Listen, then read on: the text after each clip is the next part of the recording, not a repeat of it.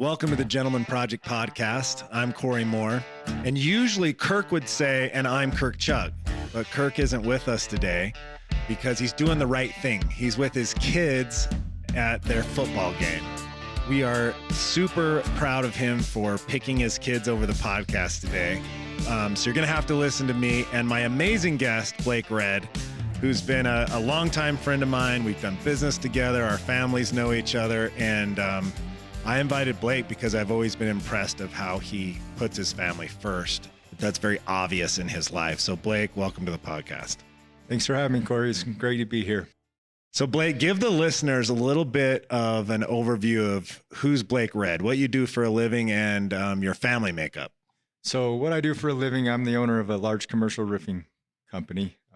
Obviously do a lot of work with Cory over the years. And we get to work on all the big, cool projects that are built in the Salt Lake City area. So my family makeup, I'm a father to three. I have two boys and one daughter, ages 16, 14, and 12. So I'm in the busy part of life with kids. You are now. Right now, you're in the middle of football, you were just telling me. Yeah, we're in the middle of football. We're 2 wins away from a mini bowl with my 6th grade team. That's awesome. Looking forward to that. I had my dad on the podcast, like a year ago. And I was talking on that podcast about how I remember him being my football coach at those ages. And it's some of my fondest memories. So your kids are never going to forget the coaching. And you've done a bunch of coaching with baseball in a big way too, right? Yeah. So that's kind of my full-time job, I would say, coaching. Roofing's my part-time job, being a contractor. Just the joy I get in spending time with the youth, having the opportunity to mold and mentor them, hopefully give them something to look up to, hopefully give them something to shoot for when they're a little bit older, by being a good example of those to the youth I work with. That's what makes coaching enjoyable.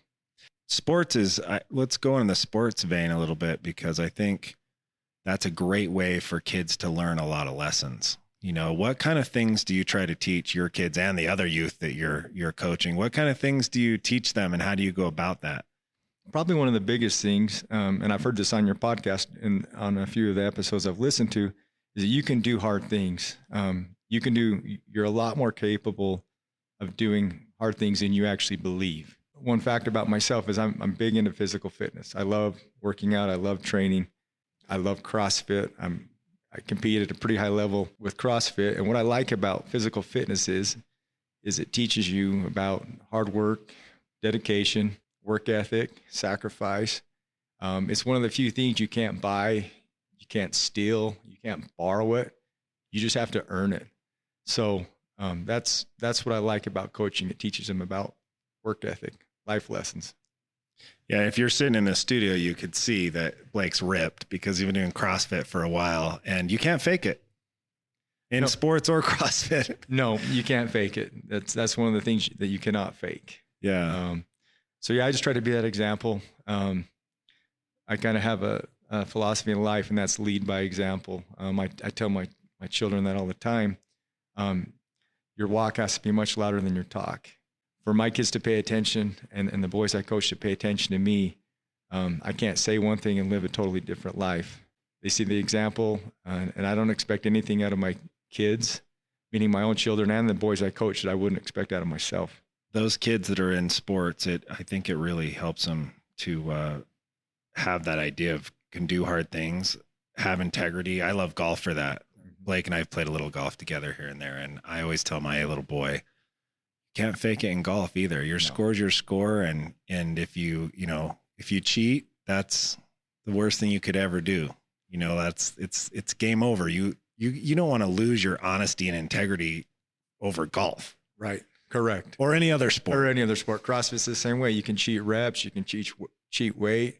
You can win every workout by cheating if you'd like to, but why? Yeah. What did you get out of that?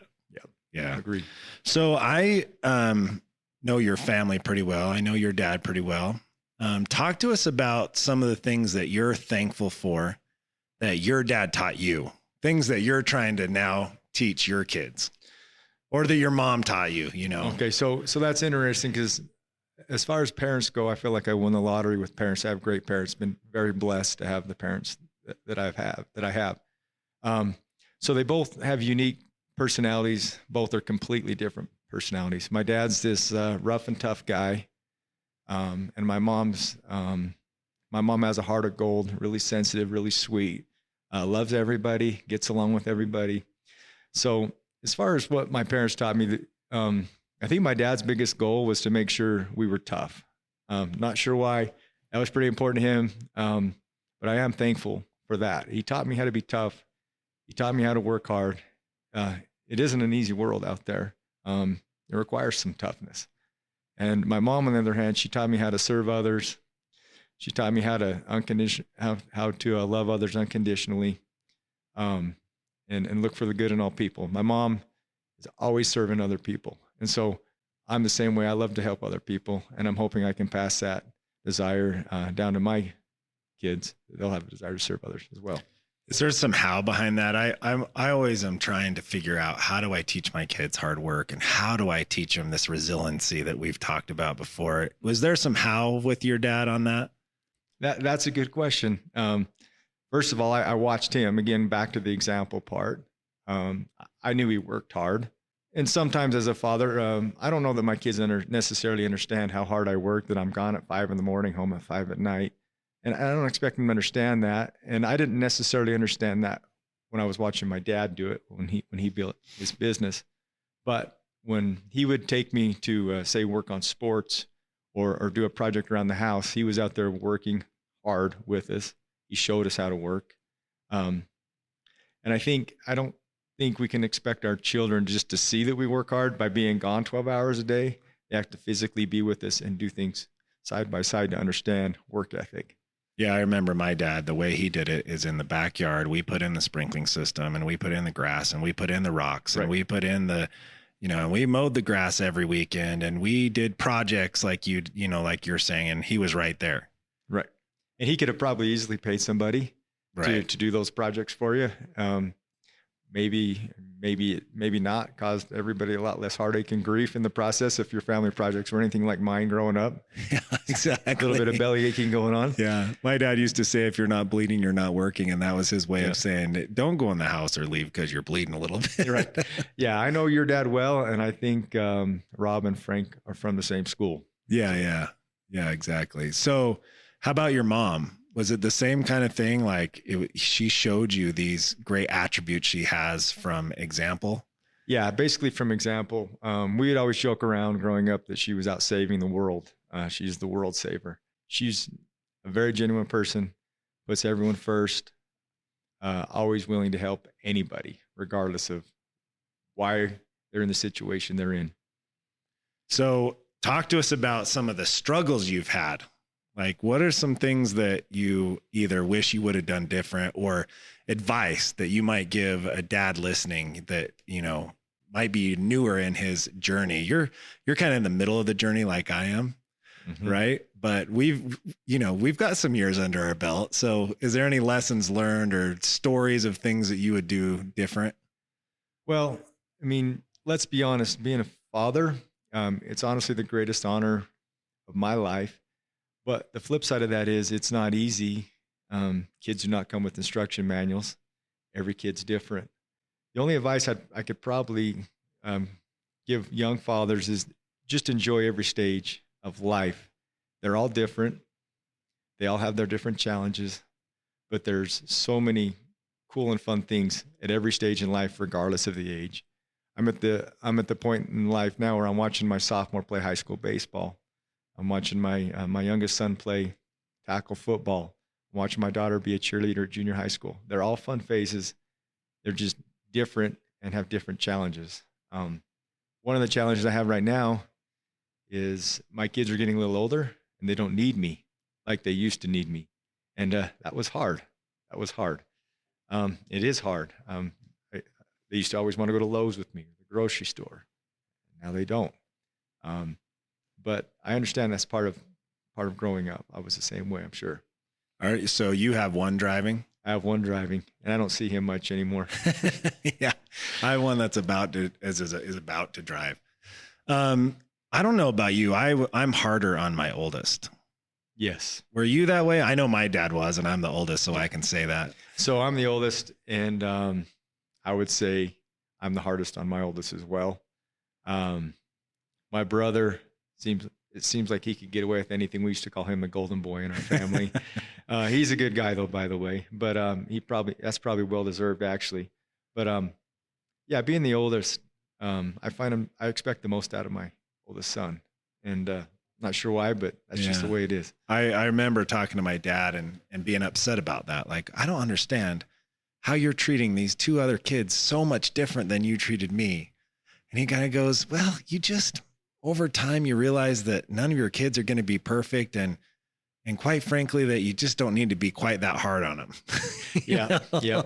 And I'm kind of finding that with my kids too. I'm like, I shouldn't have been quite so hard on my oldest. I mean, you want to make them resilient and tough and hardworking, but there's kind of a balance between how hard you're on them. It's more of about that example that you talked about than it is being, on them all the time and bugging them all the time. Right. Yeah, exactly. Definitely back to the example part. My children respond much better to that than me barking at them. Yeah, totally. So do you have any family, you mentioned one family mantra, or do you have any other things that you talk about all the time as a family, or that you do as a family? Yeah. So one thing we do talk about a lot, we have a family motto, we call it end on empty. And it's interesting. It could mean a lot of different things, but to my family, what that means is whatever you decide to do, you do it 100% until you have nothing left to give. You end 100% on empty. And I apply that to schoolwork, football, baseball, cheerleading, dance, being a good person in general, being honest, being hardworking, give it your whole effort. So that's one thing we live by. And if you look at Instagram, I have a lot of hashtags at the end of a lot of my posts that say end on empty. And that's what that is referring to. I love that. That's not one I've heard before either. That's good. Is that something that your mom and dad had, or is that a Blake Red family thing that was created? No, that was a Blake Red family thing that was created. We sit down at the first of the year and we kind of come up with a theme for the year as far as what we want to work on for the year. And that was one that has stuck, and it's kind of just became our yearly theme. We used to change it every year, something we want to work on as a family, but that's kind of been our family model for the last 4 or 5 years. That's awesome. So do you still sit down every year and kind of talk about, hey, what do we need to work on as a family, and essentially like a vision for the next year? Is that something you do? Yeah, correct. We sit down at the first of every year, and we make all of our kids write down goals. My wife and I've been blessed with a great wife. She should probably take full credit for all of this. I'm just along for the ride, but we sit down and we discuss goals. We discuss things that the kids want to do better. My wife and I discuss things that we'd like to do better and improve on, and we revisit those goals at the end of the year, see how we did, see what we can do better next year. And they're both family goals and individual goals. That's awesome. So what's come out of that? Why do you think that's so important? I think it's important. I'm like thinking that's awesome. Yeah. Well, but tell the, I feel like what you think about, you bring about, and if you write it down, you add a lot of strength to that. So, but tell me kind of, how has that helped? What has that done? I just think it helps us stay focused. Life in general. I actually kind of feel bad for kids, all the distractions they have. I'm so thankful I did not have a cell phone. I think by writing down your goals, taping them in your bathroom, or taping them up in your room where you see them every day, I just think it helps you stay focused on what you want to do. Yeah. I think, I don't know how much we've talked about this on the podcast, but there is power in writing down your goals. As simple as that sounds, and as much as people talk about it, not that many people, it's surprising how many people don't do that. It is surprising. I think it's become kind of cliche, goal setting. But you're right. Write it down, make it happen, revisit it, reevaluate. And if you have to make some changes, make some changes. Yeah. Any books or things that have really helped you, either as a person or a family, or things that you would want your kids to read, anything like that? I have to admit, I'm bad when it comes to reading. I do listen to a lot of podcasts. I get my information that way. Mostly because if I sit down to read a book, I'll fall asleep with the schedule I have. I fall asleep pretty easy, tired, long days. So I listen to a lot of podcasts while I'm commuting from Ogden to Salt Lake to work. And I'll send certain podcasts to my kids. And I also send my family a text message every morning with either an inspirational quote, a spiritual quote, something uplifting, and I type a personal little couple, 2-3 sentences. I send it every morning to my kids. And whether they read it or not, I don't know. They usually respond and just say, love you. And I'll come home and I'll ask my youngest son, well, what did it say? I don't know. I just said, love you, Dad. But he knows you love him. He knows I love him. And even if they don't read it, it helps me. I do it for more. I mean, I get benefit out of it too. So right. They get a morning text. They probably have every day for the last 2-3 years now. That's awesome. Whether they like it or not. I might have to steal that one. My kids, only 2 of them have the ability to get texts, but I'm going to steal that from you and use that if that's all right. Yeah. That's a good one. Some of the little to-dos, some of these little once a year, sit down and talk about goals. Send a text every day. That can be super powerful. Mm-hmm. So I also, because I know you well enough to know that you ending on empty, you do that in your life because I can tell. And you work really hard and many times long hours and many times lots of traveling and driving to different places. Everyone wonders, well, how do you do that, Blake? How do you balance what you're doing at work? And Blake was humble. He has a really big company who has a lot of employees, and I'm sure it's very demanding on him. But he's also coaching religiously, for lack of a better word, for a long time his kids, and he's said he gets home at 5. And I know you're pretty strict with your schedule. So talk to us about like how do you manage the work-life balance? Well, if you were to ask my wife, she'd probably say I'm a little too rigid with my schedule. I have a certain time I like to wake up, certain time I like to eat, certain time I like to go to the gym, a certain time I like to come home. But I think that rigidity helps me stay organized, helps me stay focused. Honestly, the biggest thing for me that helps me get through my schedule is the physical fitness part of it. It just seems to clear my mind. It helps me be a happier person, helps me be more productive throughout my day. And if I'm not my best physically, emotionally, and mentally, it's impossible for me to be that for my family. So I take that real serious. That's probably the only thing I still do for myself is go to the gym. If I were to be honest, it's probably longer than I should be at the gym, but it's what I need. And then the other thing is, back to your original question, is I just make a point. I don't miss my kids' stuff, period. Bottom line. If you find yourself thinking, I can't go to this ball game or I can't go to this dance recital, I mean, really, there's nothing too big that you can't deal with it either later that evening or the next morning. So make it a priority just to not ever miss that stuff. Kids pay attention to that. Definitely they do. Do you find it hard to disengage when you're at those things? Like, you got a problem at work and kids have a recital, or are you pretty good at turning it off? No, I'm pretty good at turning it off. Actually, that's kind of my happy place, watching my kids do what they're passionate about and what they love. It's probably honestly one of the only times I'm not dwelling on work and other challenges is when I'm working with kids, watching my kids. Well, I think that's hard. And my dad was actually always really good at that. I've been pretty good at it. And many people have asked me, well, how in the world do you do that? Because it's too easy to just get sucked right back into your phone as soon as you get home or in the middle of a ball game or right. Whatever. I mean, it's a little harder if you're coaching, obviously, right.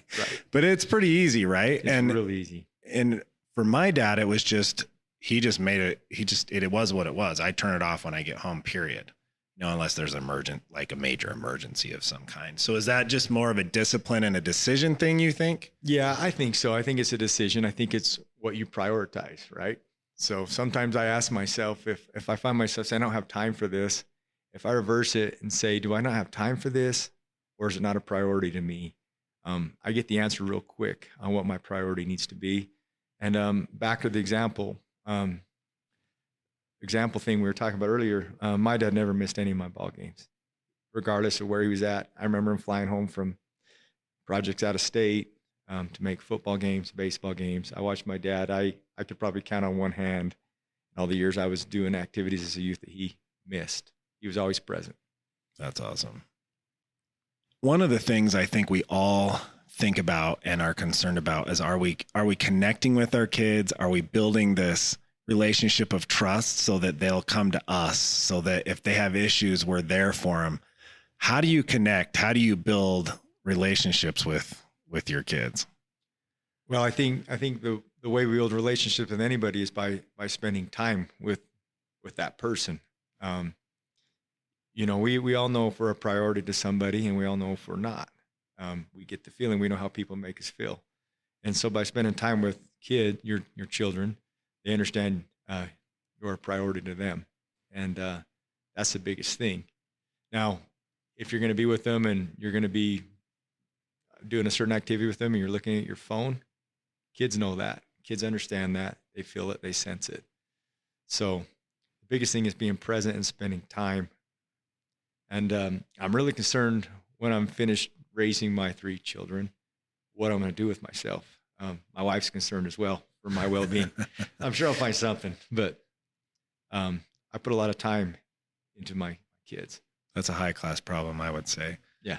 But so I know you spend time with them doing sports, and it sounds like you're home at night. Do you guys have things that you do on a regular basis, whether they be yearly or weekly or monthly traditions or trips? I mean, where do you spend your time? How do you spend your time with the kids? So we like to do vacations, obviously. We go on a trip every year, family trip, usually over spring break. We do that annually.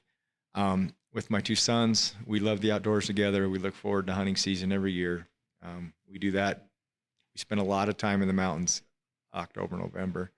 We like spending time up in, we have a place outside of Star Valley, Wyoming. All 3 of my kids, that's kind of a special place to my family. Spend a lot of time fishing, spend a lot of time being disengaged from the world. So do your kids have the hard conversations and hard questions with you or your wife more, do you think? I'd probably say my wife. My wife, she mentioned to me the other day that the kids are kind of scared of you. I'm like, well, scared of me for what? I'm a teddy bear. I didn't understand it, but that's a good question. The reason I asked that is the other day, my oldest really talks to my wife about, like, deep conversational kind of stuff, questions she has about life. And my wife finally said, well, how come you don't ask Dad this stuff? She said, well, Dad just tries to fix it. He doesn't want to listen. I was like, crap. Yeah, that is not good, Dad. Nope. That's what we do as guys. We want to fix problems instead of listen. Yeah. Yeah. So even at 14, she's already telling me that. She's nailed it. She nailed it already. Yeah. If you could go back and live one moment or one day as a dad again, what moment would that be and why? Yeah, that's a tough question. I'd probably have to ask for 3 moments instead of 1. But I mean, just the first day, you lay eyes on one of your children being born, and you're responsible for that person. And to love something or someone so much that you had never met before, it's really humbling to become a father for the first time and to realize how much these guys or these little children depend on you and the responsibility that comes with it. I remember after watching my oldest son, Titan, be born, I felt this huge sense of obligation that I have to be the best person I can be for my family. That implies all aspects of my life, my career, my physical life, my mental life, my emotional life, my spiritual life. I was responsible for this little baby, and I was trusted to raise him and teach him the right ways of life. Did that change you, like, in a major way? Have you always been Mr. Disciplined and dedicated and focused guy? Is that like your personality, or do you feel like at some point that changed in your life? I think at some point it changed my life. My dad would probably definitely tell you it changed in my life. He used to always tell me in high school to hit the weight room or study more, pick up your room more, make your bed more often. And that wasn't really my personality, I'd say, back then. I think it was kind of learned, a sense of obligation. First of all, when you you ask a young lady to marry you, and you have to provide for her, right? And then you bring a family in this world. That's your responsibility. And so I think I just learned it over time. Now I could probably relax a little bit. Maybe I'm a little too structured and rigid in what I do each day, but it works for me. When we were talking before the podcast started, you were talking about some advice your dad had given you about, learning the hard knocks. Tell us a little bit about that advice and what you might have done a little bit different. So my dad, growing up, I was like most boys. We got in boy mischief, right? And that's okay. Nothing too major. But my dad would always tell me, why do you have to learn the hard way? Why do you always have to go through the school of hard knocks? And I think he was right. I mean, I don't think he was right. I know he was right. I could have probably saved myself a lot of grief and heartache along the way by listening to my dad. However, some of those moments in my life where I actually hit a wall, learned from the school of hard knocks, I think that also molded and shaped me into the person I am today. It was lessons in life that I felt like I needed to learn, and I'm thankful I learned. Yeah, I think we all as parents realize that we want our kids to kind of have it hard because they need it to be hard. They need to be able to grow and learn and do it on their own. There was many times I remember growing up and in my young adult life where my parents could have made it easier, bought something for you if they didn't, right? Or helped you with something and they didn't. Or, you're going down a bad path and they only said so much that you wouldn't get in too much trouble. And I think as parents, that's one of our biggest jobs is how do you keep your kids between the rails so that it doesn't get really, really bad? Right. But also let them bump the rails a little bit, because otherwise, how do they learn? I agree. Completely agree. They need to learn life lessons. And sometimes that is the hard way. Nowadays, parents try to shelter their kids. They want it to be easy. I mean, we've heard the saying several times that everybody gets a trophy, everybody's a winner. But that's not life. There's winners and there's losers in life, period. And I feel like it's important for kids to understand that.